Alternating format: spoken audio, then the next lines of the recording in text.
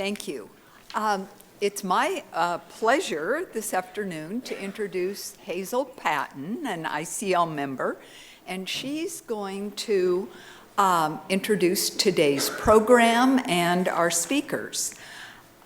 Hazel is a longtime community activist, and she was instrumental in the creation of the Oregon State Hospital Museum of Mental Health. And many of you have known and worked with Hazel throughout the years. She's been a force for historic preservation in Salem and was instrumental in the creation of the Carousel and the Gilbert Village down at the Waterfront Park, and also has been responsible for preserving many historic buildings in Salem. She is currently the interim executive director of Salem Main Street and also received an honorary doctorate in public service from Willamette University in 2018. So please join me in welcoming Hazel Patten.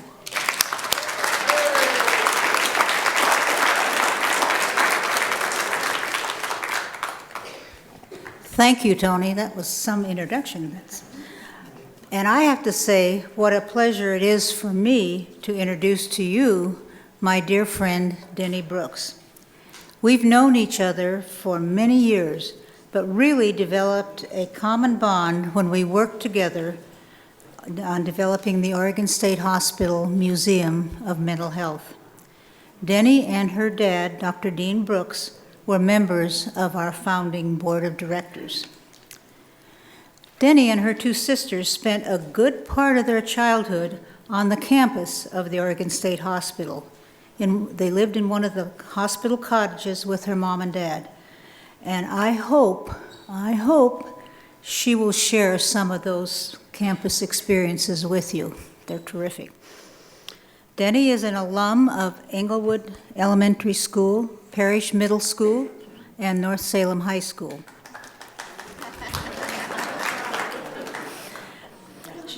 She received her, now you might not clap at this one, she received her bachelor's and master's degree in social work from the University of Washington. Yeah. And became assistant director of the Child Guidance Program in Washington State. Returning to Oregon, she was hired by the producers of the movie One Flew Over the Cuckoo's Nest to be the liaison between the state hospital and the filmmakers. Her title was Location Coordinator. Later, she held the position of Director of Physical Medicine and Rehabilitation for 20 years, retiring in 2007. Denny will tell about the making of this classic film during the first half of this session, and then she will be joined by Dr. Cynthia Prater, former Director of Native American Services at Oregon State Hospital, and also a former member of the museum board. So they will be talking about the Native American influence in and on the making of the Cuckoo's Nest film. So please join me in welcoming Denny Brooks.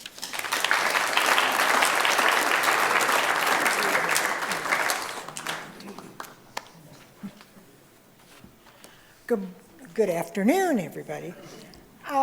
It is a delight for us to be able to be back here. We were addressing this group. Can you hear me okay? Okay. In February of 2012, when we had just opened in October of 2012. So thank you for having us back. We know this to be a very special and vibrant group of learners, so it's an honor. And I want to give special thanks from both Dr. Cynthia Prater and me to Hazel. She is a dear friend, and she has had such an impact on the community, and her vision and her willingness to help us form the idea and then give birth to the Museum of Mental Health at the State Hospital is amazing. So, thank you. Hazel was instrumental in helping us at the museum to settle in and articulate our vision and for setting a goal of community engagement, learning, and deep discussion about mental illness and addiction. We had our grand opening in 2012, but it was preceded by an evening where we were at Hudson Hall, filled to the gills with folks from Hudson Hall. And it was wonderful because it was a great start and a send-off to us. There was a panel discussion, and it was the filmmakers, documentarians, who contributed to the little piece that we're going to show you here in a minute. They were accompanied by Louise Fletcher, who was a long-term friend of my dad, Dean's. They shared a birthday, and she was incredibly gracious when she came to help us kick this museum off. That night, and I'm sure you remember it, anybody else there that night? Well, Hazel will remember this. When we got to the Q&A part, people said, well, have any of you, meaning the filmmakers and Louise, any of you have any experience in your own personal life with mental illness or addiction? And Louise looked like this, and she grabbed the mic and she says, well, okay, depression, alcoholism, there's been some drugs in different people, suicide, bipolar, you know, the typical American family. And that was a beautiful statement because it led us into the very public and open discussion of the fact that all the things you see about the statistics about the incident of mental illness and how many people are touched, blah, blah, the reality is it is 100% of us in this room and every room that have mental health challenges and addiction in their families. And it's very hard today to see the level of stigma and isolation that we all experience because we're not willing yet to share our shared experience.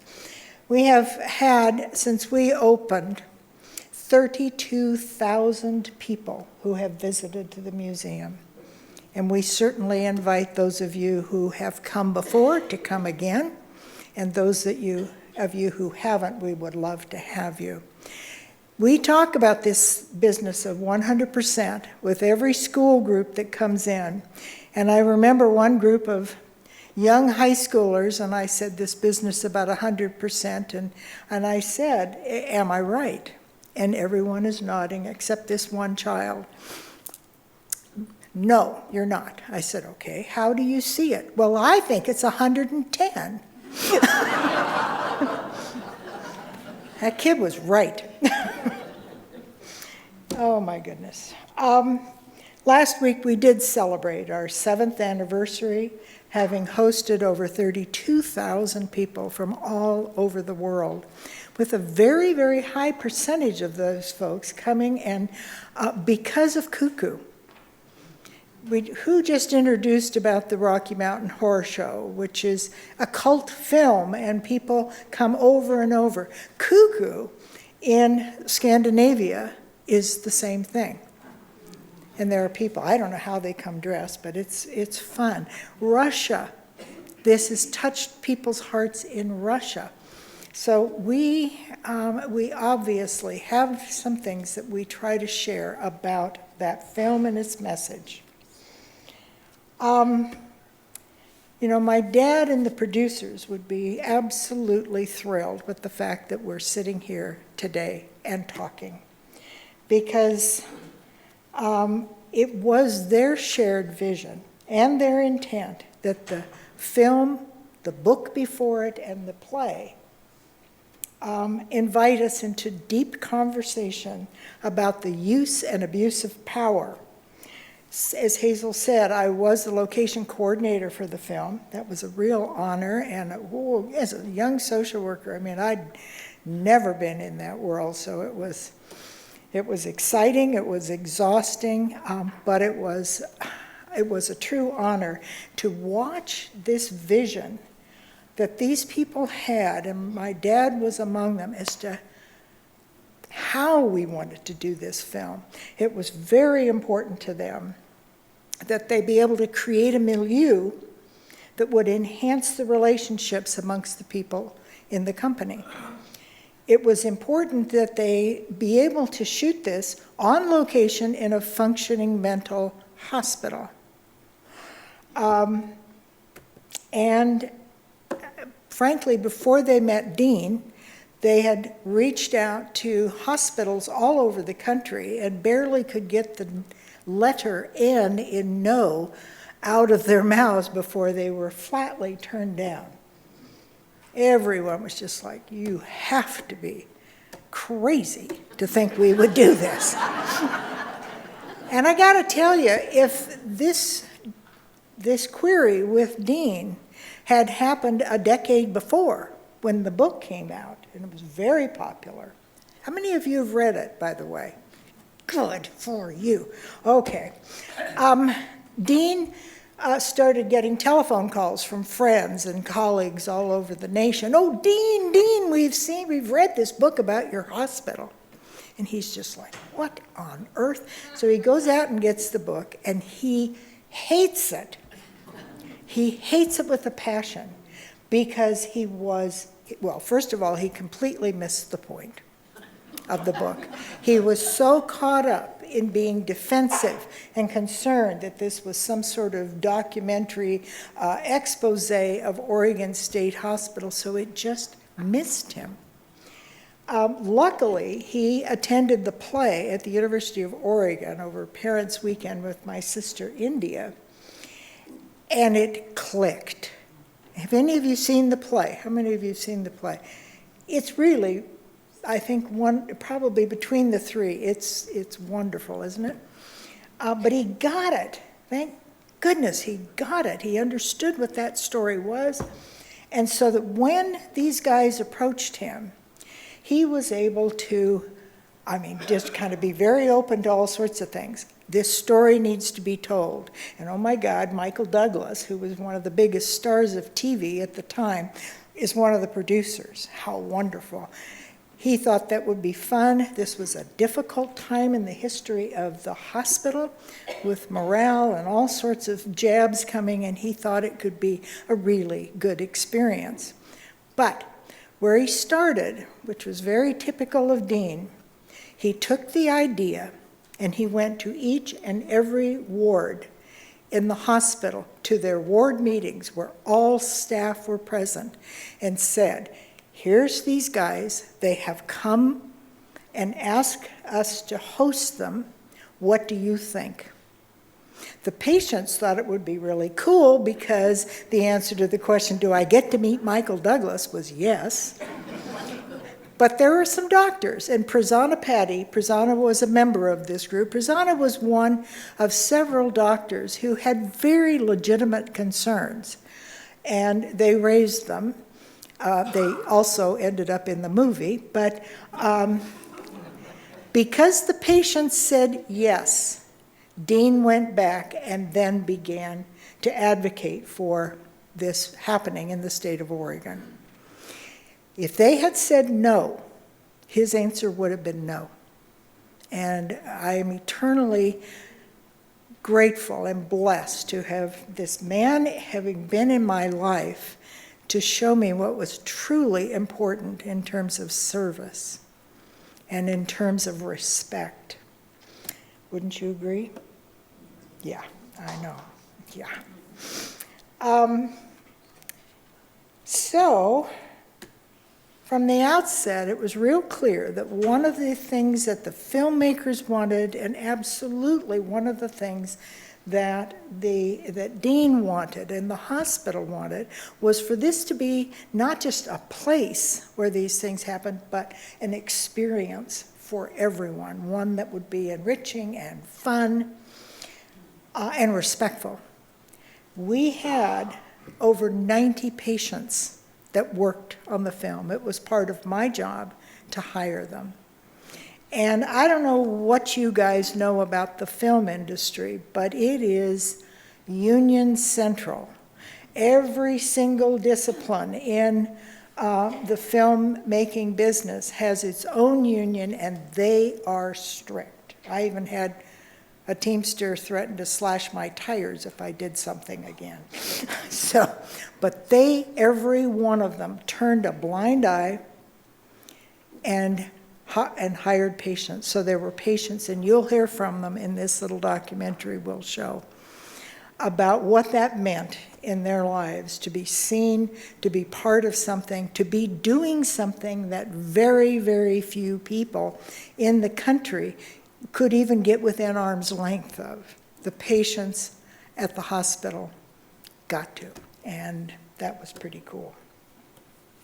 The Eugene Register Guard came in. They were the only ones that did what I thought was a really good story on the filmmaking, and they called it movie star therapy.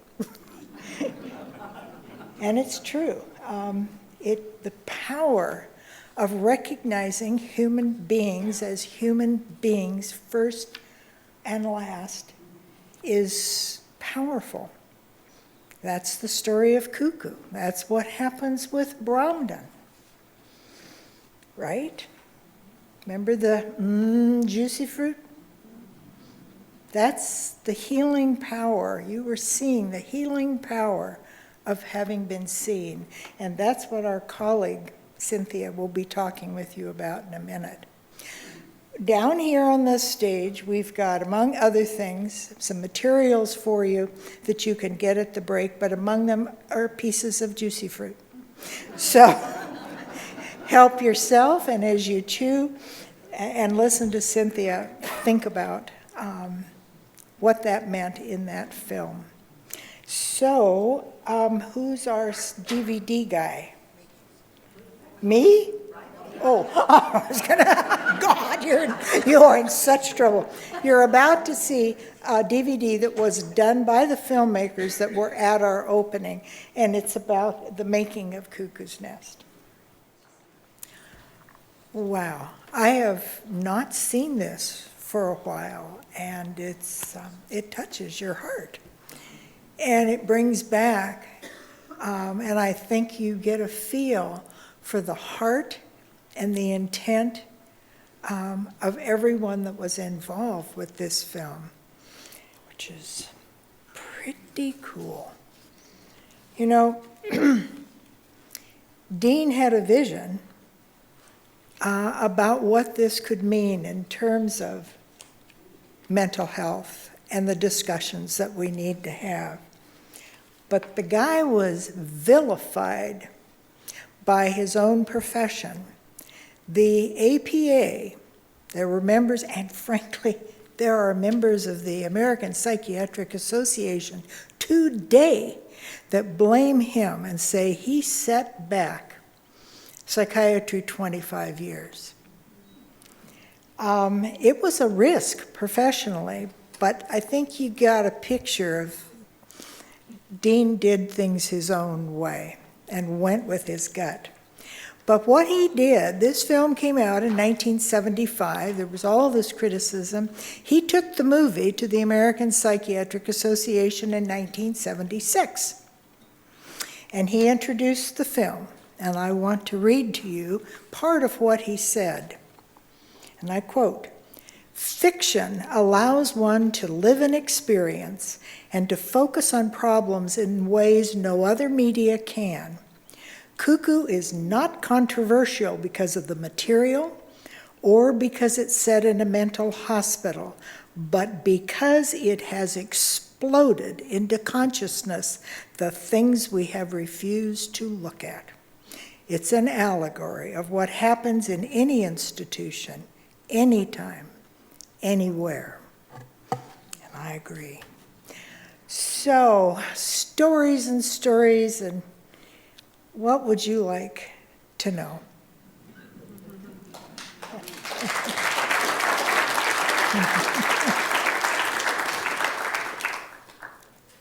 You know, one of your members, Phil, over here, is that right? Yes, came up to me. He owned an electronics store, and I suspect it was quite a piece of business that the equipment rental was for the editing that happened on site. The film was being filmed and edited each day.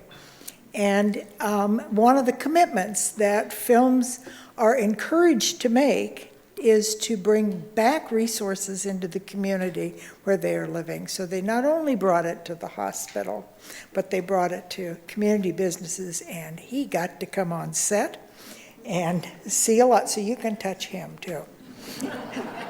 Any question? Any kind?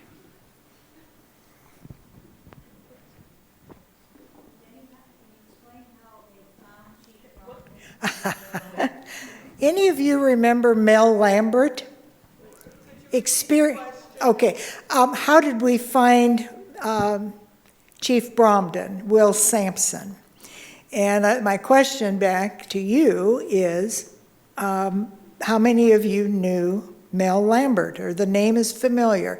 Car lot on 13th Street with experienced cars. Mel was the original horse trader. He had his hands in so many things. But when I had very first started as location coordinator, that was in 1974, and worked with Joel Douglas, who was the production manager, we get this call from Michael saying, there's this guy named Mel Lambert who has been calling me and calling me. Will you two meet with him? So Mel comes and meets with us, and he comes, he's got this giant notebook, and he says, all right, he said, I read the book. He said, you need to know Indians are my charity. So I don't know how you're going to shoot this thing, but here's what I've got. And he opened this book, and it had pictures of Native Americans at all ages, because of course in the book there's reflections of his childhood. He said, I can find those for you. Well, we had been trying. I'd written to different tribes to, do you have a giant among you? And we had no luck, but he said, and I have your big Indian. And so we flew to Yakima, Washington, and to meet Will. And on the way, Mel was after Joel and had every minute need that they might have in mind, and said, okay, there's this new development in Salem, Hidden Lakes. I've already secured that housing. I think that'd be good for the producers. And do you have an outfit that's going to do your food? And on and on. We were flying in an airplane. He said, every day I'll fly up the dailies and bring the completed film back. We get to the Yakima airport. I slide into the bathroom. I come out, and he is at the desk, and his hand has come out of his pocket with a ton of yellow diamonds, which was... So he had his fingers in lots of things. But there we were in the Yakima airport, and here comes Will. And walking across that parking lot, and he was perfect. And an amazing man. He was a chief himself and had many stories. So is that what you had in mind? Okay. Denny, thanks. This is Jinx. I know. I had heard one really charming story about the opening of the film at the Elsinore, and that Douglas and a couple of the other, if you could comment on that. But what I really wanted to ask you is, where are we now with how we care for our mentally ill?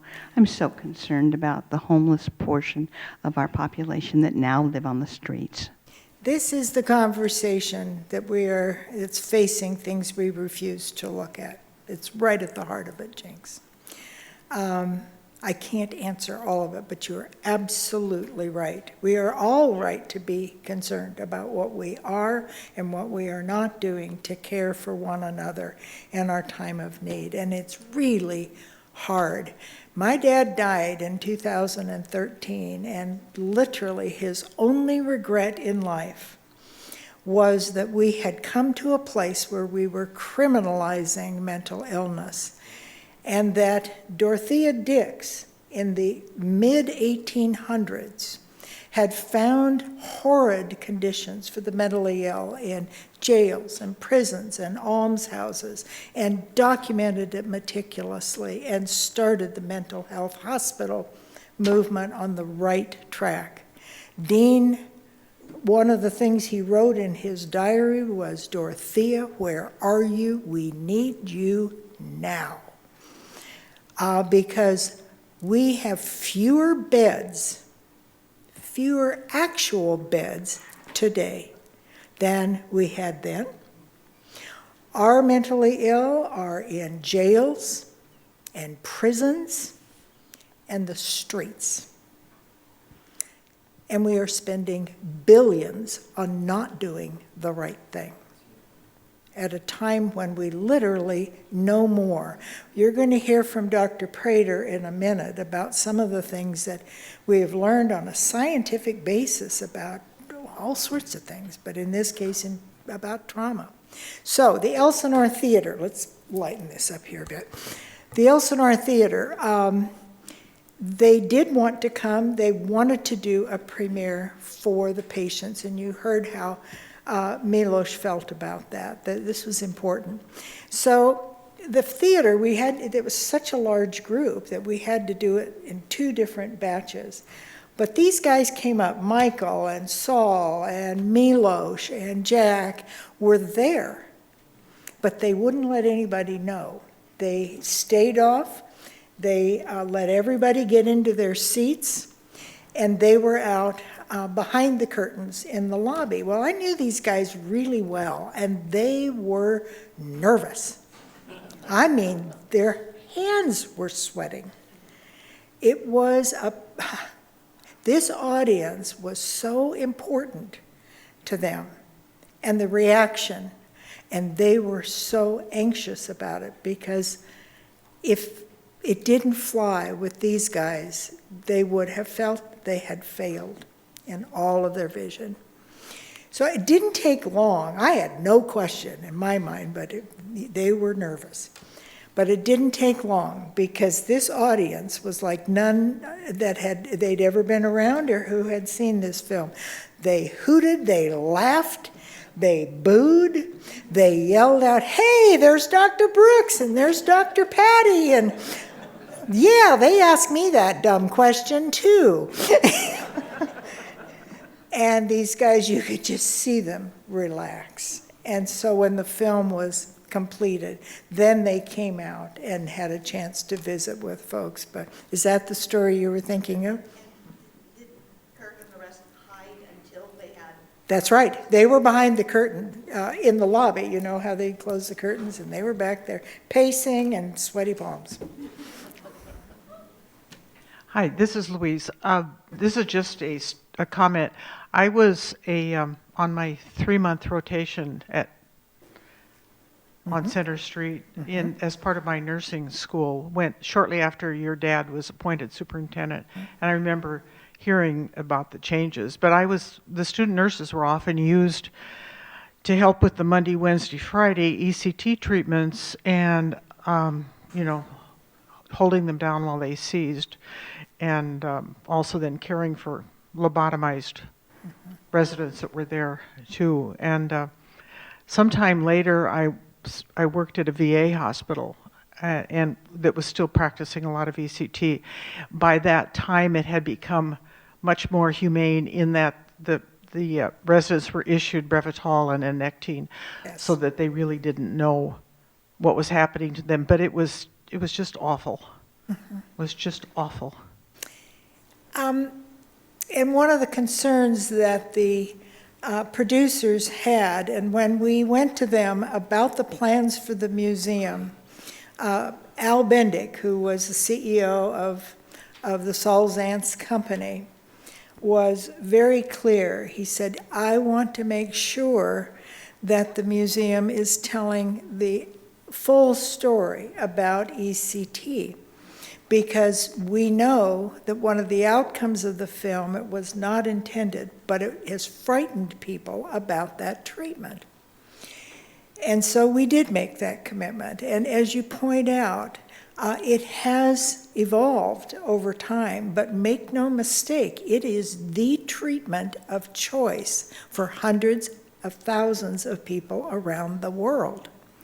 The drugs that are offered to many psychiatric patients have side effects that, when given a choice, and they should all have a choice, people are choosing ECT because even I did this when I was a high school student working at the hospital, using some of the brain injury recovery methods, reorienting people afterwards to help to mitigate the memory loss. But the thing works. Remember Princess Leia, Carrie Fisher? What did she call it? I don't remember, getting her lubes done or whatever, but she went every 6 months, or excuse me, every 6 weeks for treatment, because that was her treatment of choice. Here in Oregon today, it is administered in 2 locations. One is at OHSU, School of Psychiatry, but in the outpatient therapy department, and the other is down at Peace Health in Eugene. It always takes place today in an outpatient surgical setting where muscle relaxants and anesthesia is used, and very, very targeted kinds of reactions. And the thing is, it works, but our level of knowledge today is still minuscule. We do not know why it works and what its relationship is to the conditions that people are suffering. We really have a long way to go, no matter what you see by for-profit drug companies on television every night. We don't know, but that's another soapbox. Okay. This is Carolyn. I want you all to know the chief lives. And the reason I say this, Joel and I went to the Center Stage in Portland. They had a production of Cuckoo, and his son played the chief in the play. It was like seeing an old friend. It was great. It was amazing. Yes, Tim Sampson, Will's son, kind of grew up wanting to play this role. He looks just like his father. He does. We've got a display of that in the hospital, or excuse me, in the museum. And when they came, they recruited him when the Portland Center Stage put the play on to play Bromden, and he was so excited. And he came down here to Salem. I think the company worked with you to get some props and some materials, but he came because he wanted to meet Dean, because he knew that Dean knew his father, knew him well, and had provided support when Will died of scleroderma. So, but that was fun. We need to be, thank you so much. Okay. We need to be taking our break for 10 minutes. We'll see you back at 20 minutes to 3. And please come up. There's some materials here about the museum, but there's some brochures that I really want you to look at for Dr. Prater's presentation.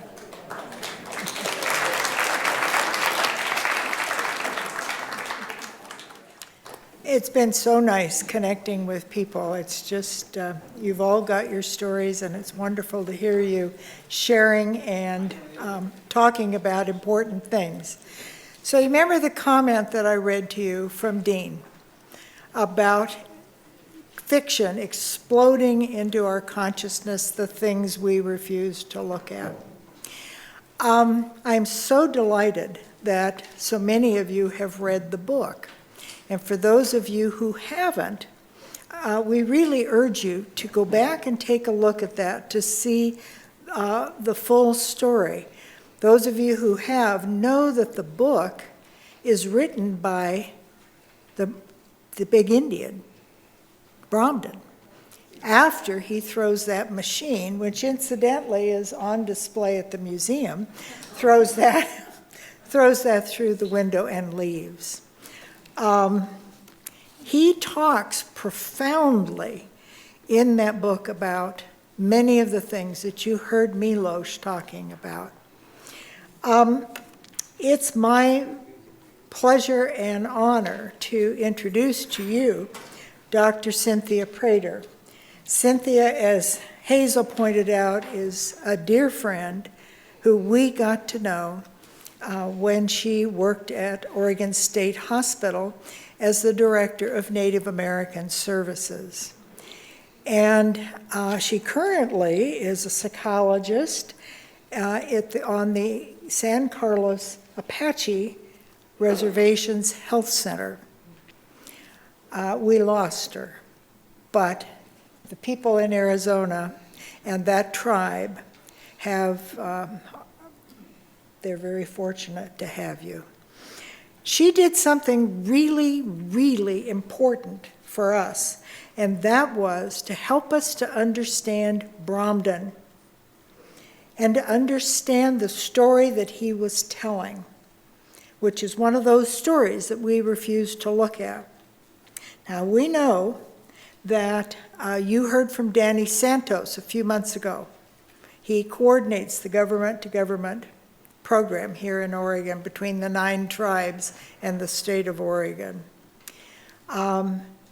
What Cynthia and her work has done is to support one of the prime agendas that Danny and the tribes have, which is for us as a nation to tell the truth about what happened with our interactions with the indigenous peoples and what happened during colonization and the continued oppression, genocide with the Native Americans. We owe a lot to you, Cynthia, and to Larry Presnell, who was an elder and a healer. She will tell you about him. We owe you a debt of gratitude that I don't know how we could ever repay.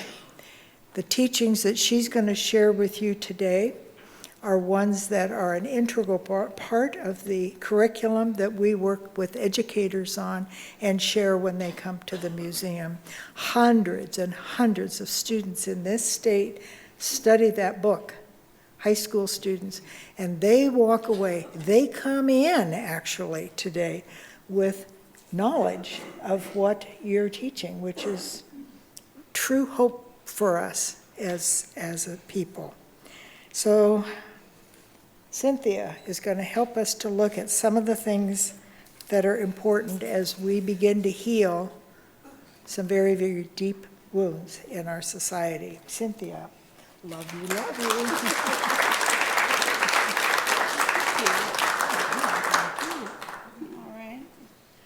I don't know if I need the step to stand on. There. Oh. I feel really, really tall. Osio, Cynthia Dakwadoa, Jalagi Dakwadoa, Anawani Dakwadoa. Hello, I'm Cynthia, Dr. Cynthia Prater. I'm enrolled in the Cherokee Nation of Oklahoma, and I'm of the Paint Clan. So that's my tribe. And I come here, as Denny said, I currently work down in southeast Arizona in the San Carlos Apache Reservation. There's 2 reservations down there, the White Mountain Apache, which is just north of the San Carlos, and then the San Carlos Apache Reservation is about 100 miles due east of Phoenix, up in the mountains. So before I went to work there, I worked for the state of Oregon for about 20 years. And the last 5 years, so my first 15 years, I was a recreation therapist. And the last 5 years or so, I went back to school and got my doctorate in psychology and focused on American Indian psychology. So a lot of my training experiences, all my training experiences, I worked really hard to be tribal because of my own family interest, because I was an enrolled tribal member, which, by the way, my family goes from Oklahoma to Los Angeles, and then another generation later on up to Oregon. And there are about 4,000 enrolled Cherokees in your state, so even though we're a long way from home, we're still here. And I became very connected to the tribal members in the Northwest, And that's where the elder Larry Presnell from the Chehalis tribe entered into my life. He worked at the Native American Rehabilitation Association of the Northwest, which, as you all probably know, is up in Portland. And they have a lot of arms now. They're not just a drug and alcohol use and treatment center. They have mental health, and they have a teen and children's program. They've just really grown huge. So Larry worked up there. It was one of my training experiences, and the partnership between Larry and I began there in about the year 2006, 2005, 2006. So at that time, I was still working here. So I have to give you a little background so you kind of know the story. I was working here, but I had to go do an internship, an American Psychological Association internship in Idaho, where I went to the University of Idaho in Moscow and worked in the counseling center there. When I was in Idaho, I became connected to some Nez Perce and Umatilla leaders who were really active in both Washington State University, which is just across the state line in Washington, and then University of Idaho. So I needed to mention an elder, Ron Pond. He was a doctorate in music and Native American music, and he spent a year giving me Native teachings up in Idaho. I came back, reconnected with Larry. Between my family's Native teachings and my teachings through Larry for really what would turn out to be the next 10 or so years, I learned a lot of more what they call traditional, which is kind of the more ancient, the more original tribal practices and spiritual practices and healing practices. I believe it's important for me to tell you who I learned those from, because in Native America, lots of times, or in Indian country, we don't have our resumes, or we don't hand out vitas, but we will tell you who we learned what from, and then you can decide, based on who I learned what from, you can decide whether you want to pay attention to me or not, right? It's like, oh, she knows him, she must not know anything. Or, wow, she really knows him. She must know a lot. So my teachings strongly come from my Cherokee grandmother, and then on the balancing side, Larry and Ron Pond. And then there's been a few other teachers along the way, but they're my primary traditional teachings. So I go to Idaho, I spend a year, I come back, I get rehired by the state hospital, this time in the psychology department, and I'm working as a mental health specialist with my psychology degree, and the state hospital is looking for a Native American Services coordinator. Now, a little history, why does the hospital think they need a Native Services coordinator? Well, there had been some very strong Native employees and just people who knew the importance of the special issues that the Native Americans needed in the hospital. They had been working very hard at getting a position carved out and a position in the budget to have this job title, Native American Services Coordinator. And at that time, they were looking to have that position in the education department. So Denny mentioned a name of the tribal liaison, who I already can't remember that name. But at the time, when this was back in, so now we're about 2009, a man named Rick Acevedo was the tribal liaison between the health authority and the 9 federal tribes. So there's 9 federal tribes in Oregon, that's important to know. And also there's a thing in Oregon called Senate Bill 770, which is another key player in this story, because Oregon's a very cool place, because the 9 tribes got together with the government real early on in the era when they started to bring the tribes back, because there was a formal termination era in, say, the 1950s. Now we're looking at like the 1960s, 1970s. They're going to start bringing the tribes back and giving them federal recognition. So when Oregon did that, they created this Senate Bill 770, which turned into a statute.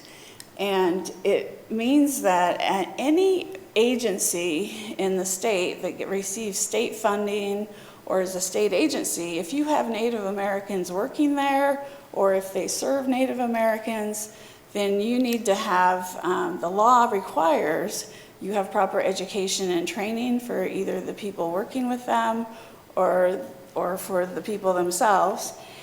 And you need to have regular ongoing communication with those 9 federal tribes. So the state hospital, being a state organization and having tribal members both living and working there, they had the tribal liaison, Rick Acevedo, who was their connection between themselves and the 9 federal tribes of Oregon. So that's important, and that's really great, because it's really important for tribal people to have input for their own tribal people, right? So if you have, for example, Grand Ronds right over here on the way to the coast, if we have Grand Ronde members here, it's really important that the Grand Ronde tribal members have an input and say in how those people get treated. So that's all set up in Oregon in a really good way. So back to about 2009, the education department at the Oregon State Hospital says, we know we have a higher than average rate of, or percentage of Native Americans who are actually hospitalized compared to the community. And we know we want to give them services that are appropriate for their culture and their tribe. So the education department and some, like I said, some really dedicated employees were working hard to carve out a position in the budget so that there'd be a Native American service coordinator. However, at that time, as the budget's getting created for the next biennium, they're realizing they're running short on money. And it looks like they're not going to be able to afford the position. So we have a lot of disappointed people and a lot of problem solving going around, and they decide, and there's a committee, and I sat on that committee, that decided we could afford a half-time position for the Native American Service Coordinator. And one way that would be easy to do that is to slide the duties in on another job, right? So instead of creating a new position, we'll just change somebody's duties or add to their duties. So that lucky person was me, and my duties got added to and changed. And it wasn't, I wasn't picked automatically. There were some other Native Americans at the hospital that were considered and then didn't work out. There were 2 gentlemen that didn't work out. So I was really like the 3rd choice, and it was like, if we slide them in on this position now before the next biennium, we'll at least get a title change, you know, a position title change, and we'll get the job. So that's what we did. We changed my title, and we changed some of my duties, and eventually it evolved into more than half my time. It evolved into all my time. Now, so I want to get to, so that's how the position started, and then I'm going to slowly weave into this handout that we set up, and how we tie into Bromden, and how we tie into the services at the hospital, and how they really go together, and why it's important. So, so as you know from the movie, now I think almost 80 or 90% of the people out here raise their hand for the book. So you know the story is the big Indian story, right? And in the movie it's a little different. He's silent all the time, and it's hard to know that the movie's really from his perspective, or that he has this strong, well, we know he has a strong character, but this strong message, that might be the right word. And it gets pathologized, right? So the big quiet Indian, there must be something wrong with him. He must be deaf and maybe mute, and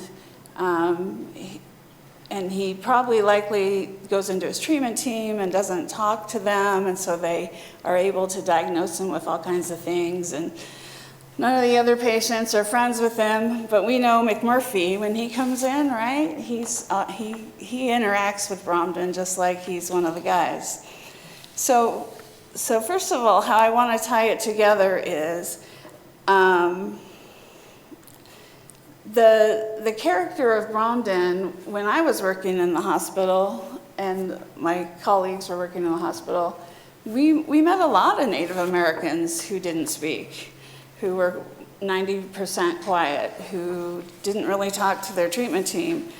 You knew why they were institutionalized, which they may or may not have agreed with, and we knew they were super quiet, and often they didn't give us permission to contact their tribe or their families, and there was a lot we didn't understand, but we knew they were quiet, and they were a whole lot like Bromden.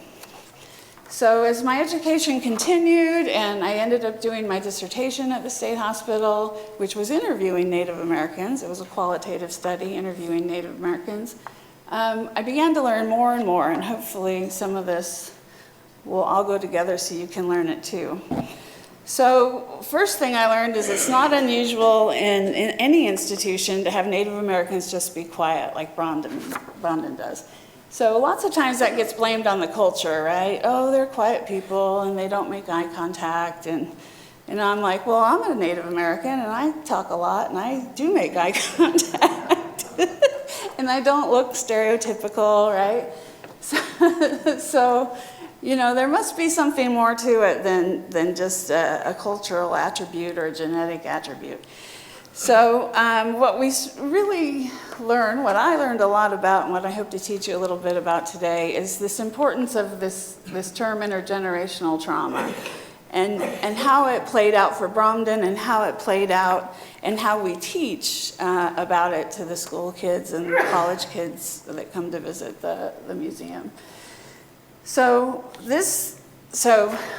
I propose that Bromden was the result of many generations of trauma, and that this flyer hopefully can show you some of that. So down here on the right, I have a common definition of generational trauma, or historical trauma, which is considered pretty much the same thing. Historical trauma is cumulative emotional and psychological wounding over the lifespan and across generations, emanating from massive group trauma. Historical unresolved grief accompanies this trauma. So a lady named Maria Yellowhorse Braveheart is pretty famous for current modern writings on intergenerational trauma, and that's the citation there. So some of the things that I'm going to propose affected the generations before Bromden, and so I believe affected him and resulted in him ending up at a psychiatric institution, quiet. Begin at the bottom. So one of the first things we have down here is, well, I'm going to go clear to the very bottom where it says 1830, the Removal Act. There was an actual act by the United States government, the Congress, that it would be the humane thing to do to remove Native Americans from their homelands and put them somewhere else where they could flourish. Well, the real issue was we wanted their homelands to live on, right? So we needed to remove them and get them out of the way. So in many states that look like the Cherokee Trail of Tears, for example, the Navajo's Long Walk is another example. And over here on the West Coast, they were taking the Northern California tribes, and there was a long walk that happened from Northern California, Southern Oregon, up to Siletz and Grand Ronde. Some of the natives were taken in ships, but that was part of this Removal Act and effort. It was to bring them all up here, and then they would be doing better.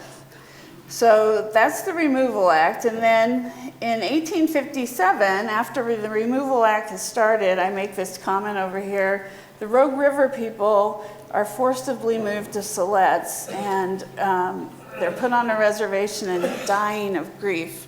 So government agents actually wrote in letters back to the Washington, D.C., and in their journals that it looked as if the Native Americans, the Rogue River people, were simply just laying down and dying of sadness because they had been moved from the Rogue River area up to Grand Ronde. So that's how severe the Depression looked to them at the time. So that's one generation. Then we have the boarding school era. So I don't know how many people are familiar with the boarding school era, but in 1875, laws were passed that mandated that if you were Native American, you were a child, you had to go to the federal government boarding schools. So this is where I have a few slides here. And I do want to point out, so this is a Cherokee school, actually. You can barely see the image. She's background, but this lady standing here, Vina Learsko, is my great-grandmother.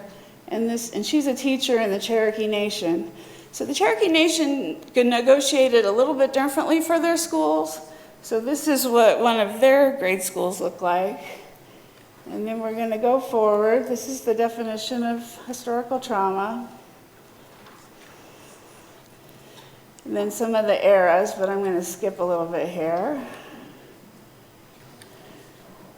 So I want to get to some pictures.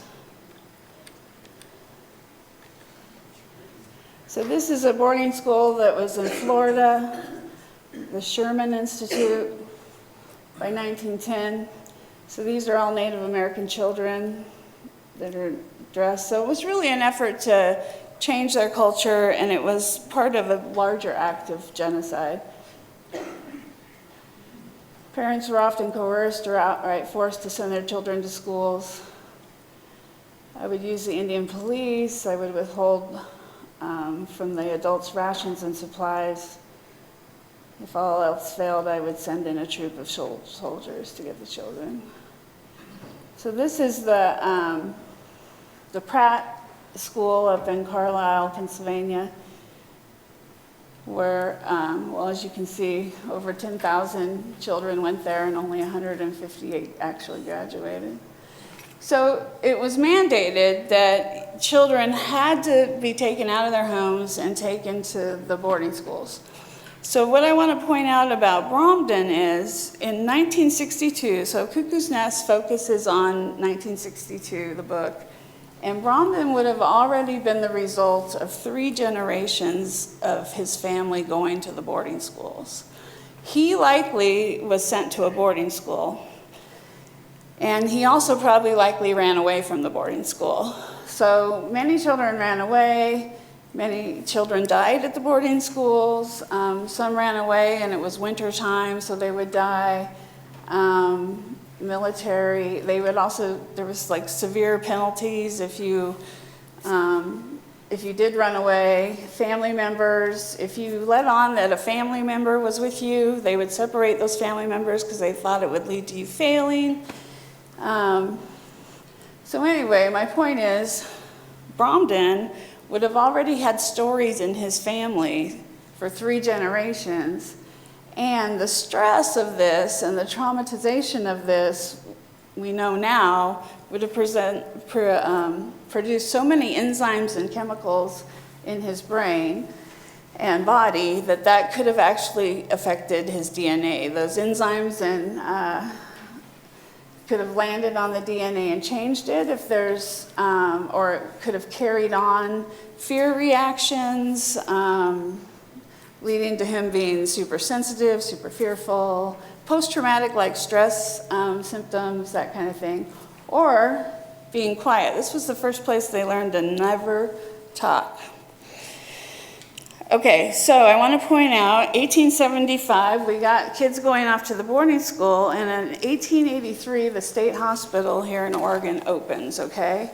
And we also know that by 1886, we already had Native Americans in our hospital and passing away here for natural reasons. Okay, so then we want to move up to, in 1904, we start having our first, 1904, the Alaska contract struck up with Alaska, right? And so they start sending people down to the state hospital. We're going to move through some time here. And if you look on here, remember around 1913, they've already got the cremains started at our state hospital. They're negotiating more contracts with the Native Americans.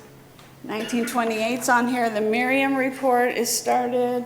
So that has to do with, that's the first time we start hearing about blood quantum and how much Indian you are is linked to intelligence. And we start getting racial intelligence profiling. So that would have been a couple generations before Bromden. So there's plenty of reasons why Bromden would have already started, even as he was born as an infant, and he's born biracial. These stories would have been told in his family, and it would have been impacting him greatly. So then we have the termination era, 1953. That means the tribes are going to be disbanded and be told no more. People from, especially tribes in the Columbia Gorge, before they flooded the Celilo Dam or the Celilo Falls, they disbanded tribes. There's pretty much, you don't exist anymore. You know, just imagine, you don't exist. The people you came from don't exist. And to be told that has a huge psychological impact. So my point is, Bromden had some heavy stuff, right? He had some really heavy stuff, and we know from the book he was wrestling with his father being a little man, him being a big man. The mom seems somewhat, I don't know if overly dominant's the right word, but we have dad being discredited. So Bromden's wrestling with all of this, all before he ends up in a psychiatric institution.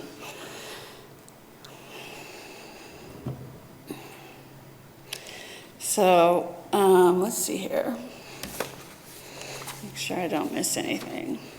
So I want to jump. So we're going to say he's at the psych hospital now, right? And along comes Cynthia and Larry. And we say, surprise, we're going to do Native American services here at the state hospital. So I do want to point out, before we came along and before I was in that position, we had a psychologist doing Sweat Lodge. There were speckled services through the years. I think there's stories from the 70s through the 80s. There were staff here and there throughout the hospital that would offer smudging ceremonies, maybe some here and there treatment for natives, but nothing consistent regularly. So our proposal is a lot of Native Americans end up in psychiatric institutions, maybe not because they're quote unquote crazy or even severely mentally ill, but because they're a product of years of generational trauma. So the first thing, I'm gonna switch, so I'm just trying to decide how much to tell you about which program. So Larry and I decide there's a couple things that need to happen. We need to do, one, we need to figure out how many Native Americans are here, and we came up with, it would range from, so if it matched the population of Oregon, they say is about 4% Native American. So in theory, in the institution, there should be about 4% Native Americans. And we figured at one time, we think it was probably as high as 10% of the population of the state hospital was Native American or Native American descendants. So services for them and finding out who they are and how they lost their way and lost their culture were going to be big. So the first thing, Denny mentioned it several times, is we wanted to go back to the truth. And before we know, so we believe as Native Americans, before we know where we're going, we have to know where we've been, and we have to know the truth about where we've been. So we started doing a lot of education, both for staff and residents, of the local history, right? The local boarding schools.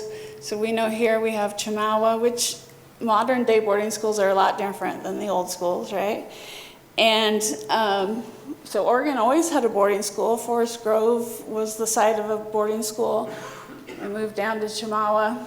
So a clear, truthful history about where their people had come from, finding out as much about their family as they could, doing some identity building. This kind of stuff was a core element of our Native American services.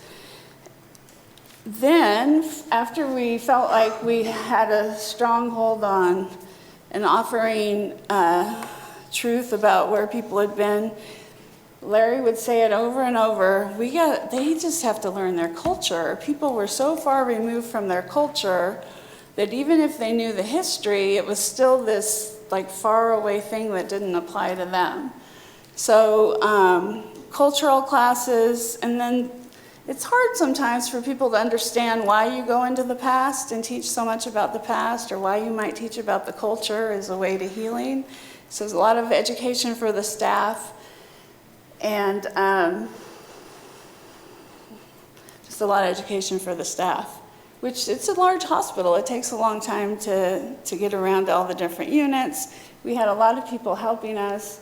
So then we would do education and then very specific cultural things, with the caveat that if somebody wanted to learn about their culture, like we never ever wanted to force it on anybody. That's an important factor too.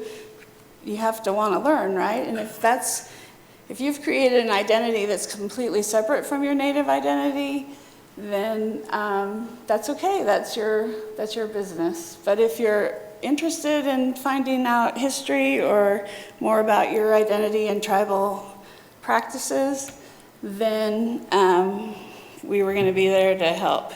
So we also, I'm going to skip through some slides again, wanted to focus on ceremonies if they were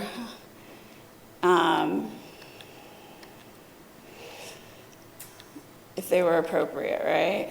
So I'm going to get down here to this. So this was kind of our guiding wheel.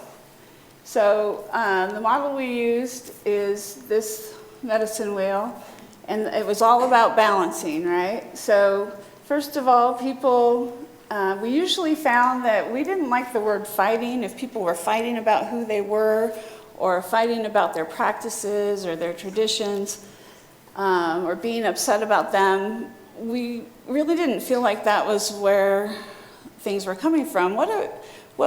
And Larry had a strong hand in this, is that people were defending themselves. So if you're Native American and someone comes through and tells you you can't believe a certain way, it looks like you might get in a fight, but really the natives were defending themselves. They were defending their way of life. So to the east, we had defending our way of life, and then an unbalance occurred when we moved away from that way of life. Then we come down to the south, sorry, and just acknowledging who you are, back to that truth. So the truth and figuring out who we are and what the truth is about each person's identity was down in the south. And then we very much believed, and Larry especially, forgiveness was a key factor, forgiveness and love. So somehow, and Bromden, we would have done this with Bromden too. We would have asked him what were the things, and it would take time, but what are the things that need to be forgiven or you want to forgive? Whether it's from generations ago when people were taken to those boarding schools, or whether it's you ending up in this hospital today. What forgiveness are you wanting to look at? And forgiving the unforgivable is really a slogan that we held to strongly. It seems like it's unforgivable, but if you want to be on the road to healing, forgiving the unforgivable. And then we would finally get up to practicing the way of life. So back again, so now we've forgiven, we know what your history is, we know what your traditions were, we know what your culture was, and maybe you'd like to practice that now, or we'd like to help you practice that now as a way to feeling better and being more balanced, and then again rising up to the top where you're living a balanced spiritual way of life that fits with who you are.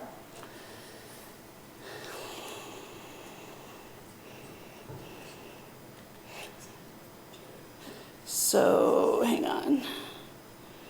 Whoops.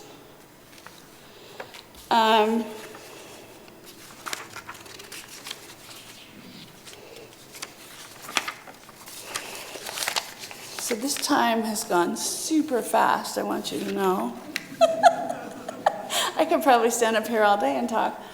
But the other piece I want to touch on just briefly before I open it up for questions is this genetic piece. So epigenetics and the physiological changes that happen with trauma and historical trauma are really a big thing that we're learning a ton about currently, or I'm learning a ton about down with the San Carlos Apache.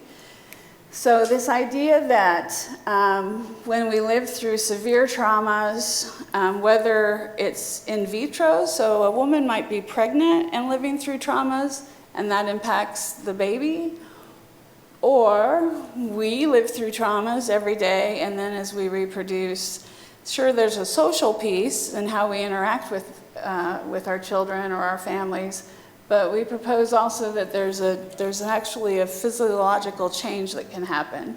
It can be not so great, maybe unhealthy, or it can be good. So when positive things happen, it can literally undo some of those enzymes and physiological changes. And when negative things happen, it can cause difficulties and physiological changes.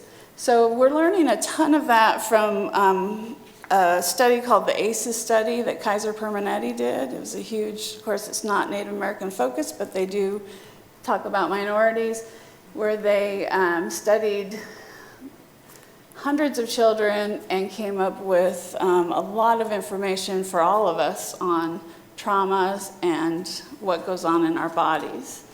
So it's a pretty fascinating area to study, and we try to bring it to our talks, but I'm not always there anymore.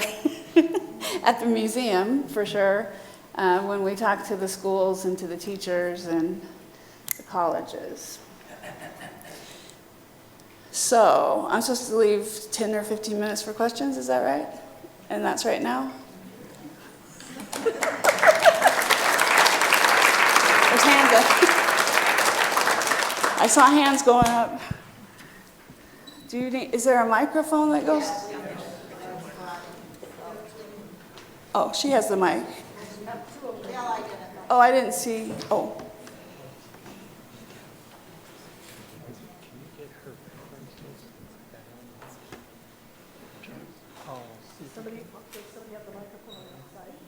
Oh, he's coming.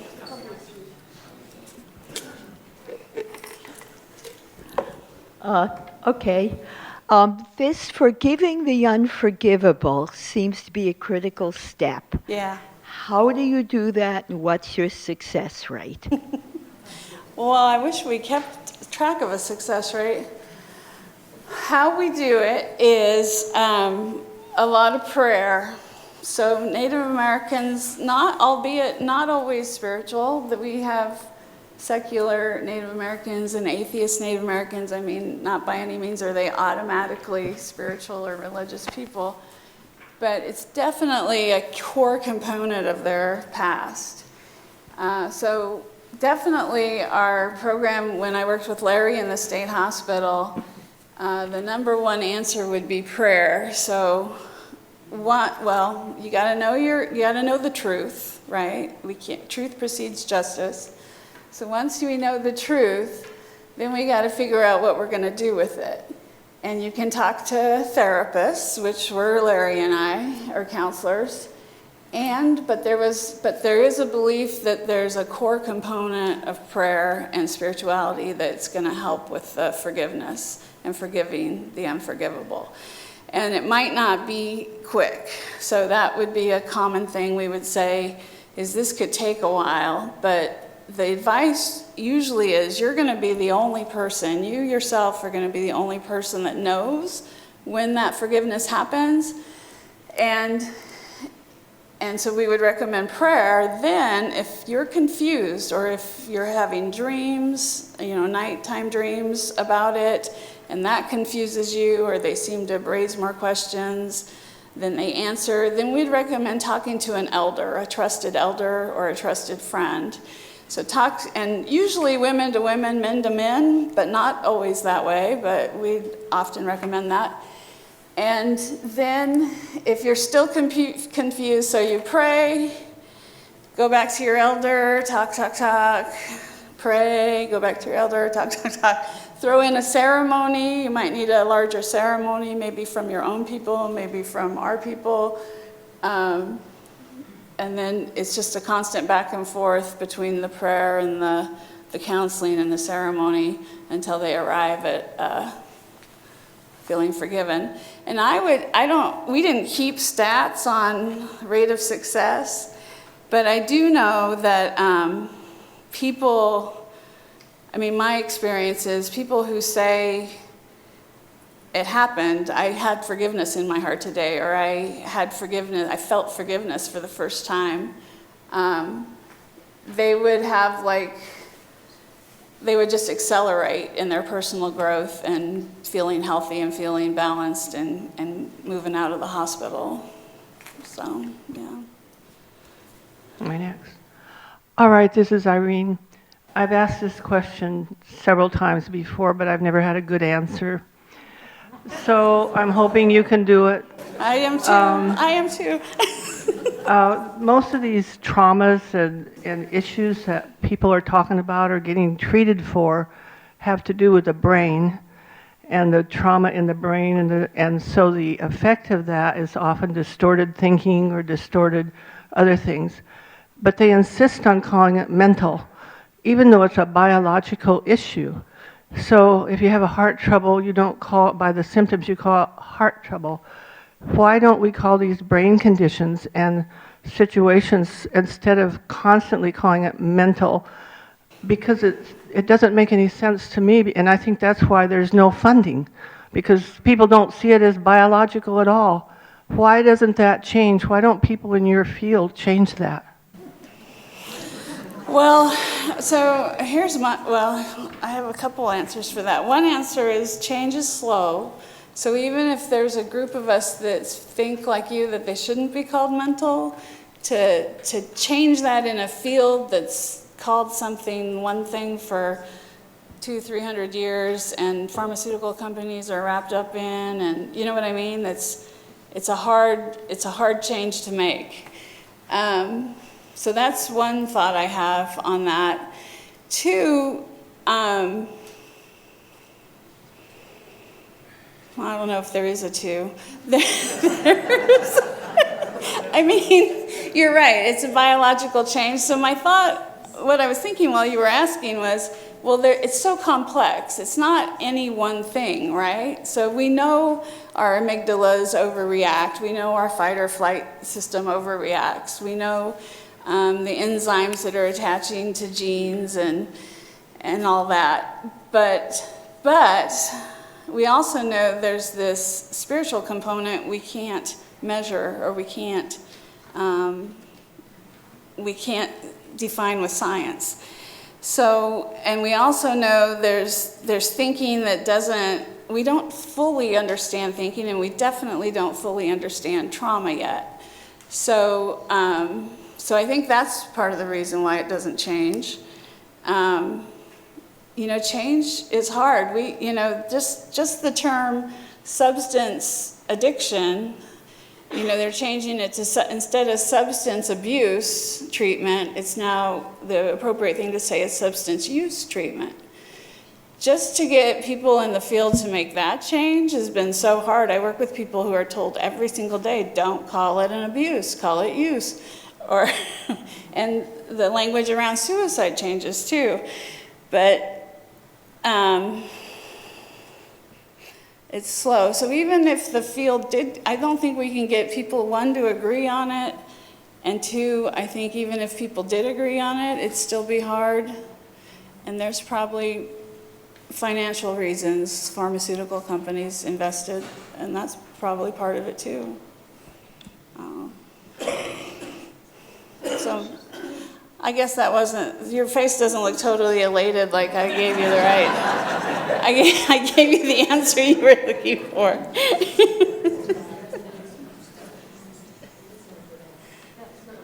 This is Stephen Moe. I'm Stephen Moe. I know there's quite a bit of difference between there are, 300 tribes in the United States? and many of them are legally, they have an agreement with the federal government that they're pretty much autonomous, and some don't. Some haven't reached that stage where they wanted to give up some of the benefits from what they might consider benefits from the U.S. government. But my question is, how often there are tribes that have had more success than others, and I would give, at least in some ways, a model of that might be, I don't want to offend anyone from a different tribe, but the Navajos, who have adapted.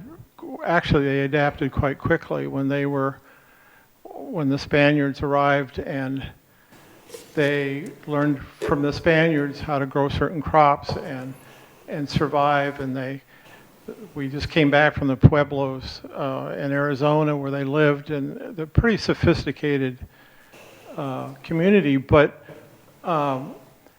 it seems to me that that if tribes got together more often, which in and of itself is a difficult thing, I realize that. And they often have conflicts between themselves, but my question is, why, I'm sorry, I'll get to it. If you could learn something, a model from another tribe, there must be more similarities between the Navajos and, say, the Apaches. Although there are some major differences, I realize that. But then it would be, why aren't those being used? Or why don't people do that more often? Well, so one thought I have on that, I mean, people ask that question, it's not unusual, right? Like, why, if they just did this, it's so clear to us why if they just did things this way, they'd be more successful. Or another tribe, or even another country, like another peoples, if they kept track of enrollment this way, they'd have more people in their tribe, they'd get more dollars. Or if they just irrigated this way, they'd have more food. Or if they just did this or they just did that. And I find myself thinking that sometimes too, like, come on, you guys, can't you just, switch it up or do something maybe mainstream America's been doing for years. And then I have to remind myself that these are like 576 separate countries all within our country. And they have been through hell. And they've been through hell at the hands of these colonizers.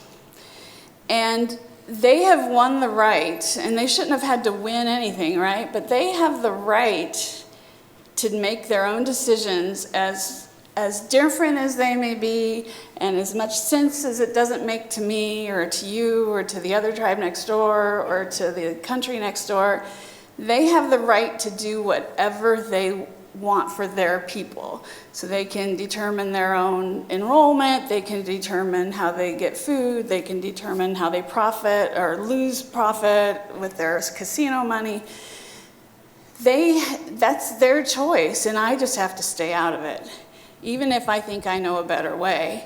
So it might be obvious that they're not going to be successful, but you know what? Maybe they will be. Or it's their right to fail. We Americans tried things that failed, and then we got on our feet and did other things. So they have that right, and I just have to go back to that they have the right to do whatever they want, and they've been through so much, by golly, I'm going to give it to them. I'm just going to stay out of it. Thank you, Cynthia, and thank you, Denny, and thank you all for being here.